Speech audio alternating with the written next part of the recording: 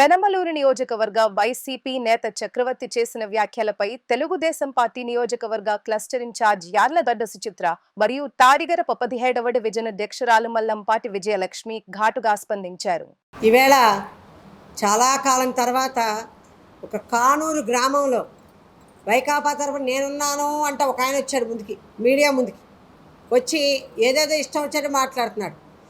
ఏదో బోడే ప్రసాద్ గారి గురించి, కొనకళ్ళ నారాయణ గారి గురించి, బోడే ప్రసాద్ గారు ఏదో అది చేసేసారు, అవినీతి చేశారు, ఇది చేశారని ఈరోజు ఏదో కొత్తగా వచ్చి మాట్లాడుతూ ఉన్నాడు.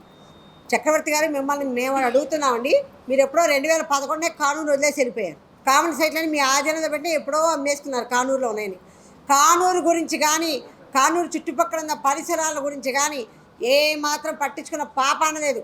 డ్రైనేజ్ ఎంత అస్తవ్యస్తంగా, చండాలంగా, దరిద్రంగా ఉన్నాయో, కానూరు అంతా ఎంత మురికి కోపంలాగా ఉందో మొన్న మీ ప్రభుత్వం వచ్చినప్పుడు కూడా ఏనాడు తొంగి చూసిన పాపాన పోలేదు. ఈరోజు నేనేదో పెద్ద కానూరుని పొడి చేస్తాను, ఏదో మా పెనమలూరు కాన్స్టిట్యున్సీని ఏదో రక్షించేస్తున్నట్టుగా బోడే ప్రసాద్ గారు అదని ఇదని చెప్తున్నాడు. ఏంటండి, బోడే ప్రసాద్ గారు పదవి ఉన్నా లేకపోయినా ప్రతిరోజు ప్రజల మధ్యలో ఉన్నాడు ఆయన. ప్రతిరోజు ప్రజల మధ్యలో తిరిగాడు ఆయన. తెల్లవారు లేచిన కానించి కట్టల మీదకి వెళ్ళి ఎవరికైనా ఏమైనా సమస్య ఉందో కనుక్కునేవారు ఆయన. అలాగే అధికారంలోకి వచ్చాక కానూరు ఎంత బాగా కనపడుతుందో చూస్తున్నారు. డ్రైనేజ్ ఎలా కట్టేస్తున్నారో ప్రతిరోజు తెల్లవారుజామున 5:30 కల్లా ఆయన కానూరులో ఉంటారు. డ్రైనేజీలన్నీ చూస్తున్నారు, సీసీ రోడ్లు వేస్తున్నారు, ప్రతి ఒక్క చోట కరెంటు లైట్లు ఎక్కడెక్కడ లైట్లు పెడుతున్నారు. ఎవరన్నా ఏమన్నా ఒక సమస్య ఉంది అంటే వెంటనే స్పందిస్తున్నారు ఆయన. మీలాగా మొద్దు నిద్రలు పోయే రకాలు కాదు మేము. తెలుగుదేశం వాళ్ళం, పని చేసేవాళ్ళం, మొద్దులా పడుకునే వాళ్ళు కాదు ఇక్కడ. మీ ప్రభుత్వంలో ఏం చేశారు? 5 ఏళ్ళు ఏం చేశారు? కానూరులో ఒక డ్రైనేజ్ కట్టించారా? కానూరులో ఒక రోడ్డు వేయించారా? అన్ని రోడ్లు గుంటలు, గోతులు ఏం చేశారు పెనమలూరు కాన్స్టిట్యున్సీలో? అప్పుడంతా మీకు గుర్తు రాలేదా ఇవన్నీ?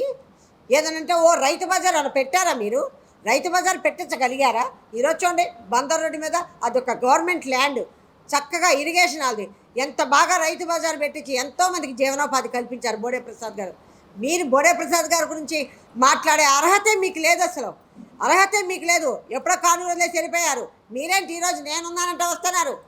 ఏం చేస్తున్నారు? ఏంటి ఓ మాట్లాడుతున్నారు? ఏదో ఉప్పాలహారికి ఏదో గుడివాడలో చంపేస్తారు, అది ఏంటి చంపేది? ఏంటో ఉప్పాలహారికి మీద ఎవరు దాడి చేశారు? పోలీసు వెళ్ళిపోమన్నారు. ఆవిడ వెళ్ళిందల్లా మన యూటర్న్ తీసుకొచ్చి కావాలని రచ్చ చేసి అక్కడ కావాలని రెచ్చగొట్టి అంటే ఏమి లేదు. మీరందరూ కావాలని ప్రభుత్వాన్ని ఏదో రకంగా రెచ్చగొట్టాలి. కూటమి ప్రభుత్వం ప్రశాంతంగా పనిచేయటం, కూటమి ప్రభుత్వం ప్రజలకి మంచి చేయటం మీరు భరించలేరు. ఏదో రకంగా రెచ్చగొట్టాలి. ఓ అంటున్నారుగా, మన పేరు నాని కూడా పెద్ద ఇచ్చేసాడు బందర్లో, రఫా అడిచేయండి, చీకట్లో జరిగిపోవాలి. ఏంటి జరిగేది? ఏంటి రఫా అడిచేది? ఒక నాయకుడిగా, ఒక ప్రజలుగా, ఇది ఒక పొలిటీషియన్గా ప్రజల్ని రెచ్చగొట్టే విధానం అది. ప్రజల్ని ప్రశాంతంగా ఉండండి, చక్కగా ప్రభుత్వం ఉంది చేసుకోండి అని చెప్పాలా? ప్రజల్ని రెచ్చగొట్టి రఫా ఆడిస్తామంటారా? ఎంతమందిని నరుకుతారు? ఓ పక్కన మీ నాయకుడేమో కారు కింద మనుషులు పడిపోతున్న తలకాయలు తొక్కించుకెళ్తున్నాడు. నిన్న చూశారు కదా, మీ నాయకుడు వచ్చాడు, ఎంతమంది మామిడికాయలన్నీ తొక్కకుండా పోయారు అక్కడ. అలాగే ఒక చోట పొద్దులు వస్తే కూడా ఆడవాళ్ళ మీద నల్ల రిబ్బన్లు కట్టుకున్నారు కూడా, వాళ్ళ మీద నానా రకాలుగా మీరు ఇచ్చేశారు. అంటే ఇదా మీ పద్ధతి? ఇదా మీ నైజం? ఎప్పటికీ బుద్ధి ఉండాలి మీకు. 151 సీట్ల నుంచి 11 సీట్లు పడేశారు ప్రజలు. అయినా బుర్రలు పనిచేయట్లేదు మీకు అసలు ఏమీ కంట కావడం తగ్గట్లేదు, నోటి దురుసు తగ్గట్లేదు, కంట్రోల్ చేసుకోలేరు. ప్రజలు ఇంత మన మీద వ్యతిరేకత ఉందే, ప్రజలు ఇంత ఇదిగా మన చీకొట్టారే, మనం ఈ ప్రభుత్వం ఎంతో బాగా చేస్తుందని కనీసం ఒక మంచి ఆలోచన కూడా లేదు మీకు అసలు ప్రజల పట్ల కూడా. ఇలాంటి మీరా నీతులు చెప్పేది? మీలాంటి వాళ్ళందరూ నీతులు చెప్పడం ఎలా ఉందో చేసా? నక్కలు నీతులు చెప్పినట్టుగా ఉంది. నక్కలు గుంట నక్కలు వారసునే నిలబడి నీతులు మాట్లాడినట్టుగా ఉంది. కాస్త నోళ్ళు కంట్రోల్ చేసుకుని, మిమ్మల్ని మీరు ముందు కంట్రోల్ చేసుకుని కంట్రోల్గా ఉండండి.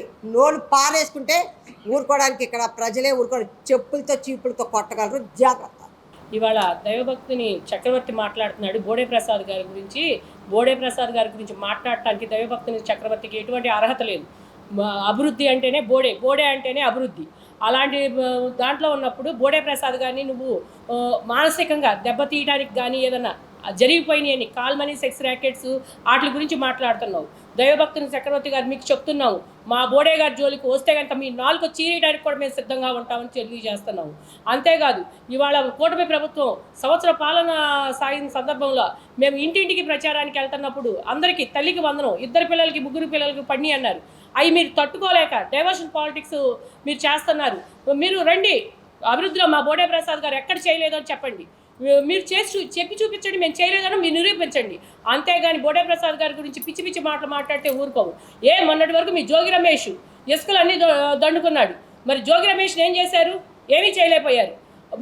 80% పూర్తయిన యనమల కూతురు వంతిని కూడా మీ వైసీపీ గవర్నమెంట్లో కూడా మీరు పూర్తి చేయలేకపోయారు చక్రవర్తి గారు. అంతేకాదు సిద్ధార్థ ఫ్లైఓవర్ని కూడా బోడే గారు చేశారు. మీ హయాంలో అంత 80% పూర్తయిన పనులు కూడా మీరు పూర్తి చేయలేరు సన్నాసులు మీరు. ఇవాళ బోడే ప్రసాద్ గారి గురించి మాట్లాడుతున్నారా? జాగ్రత్త.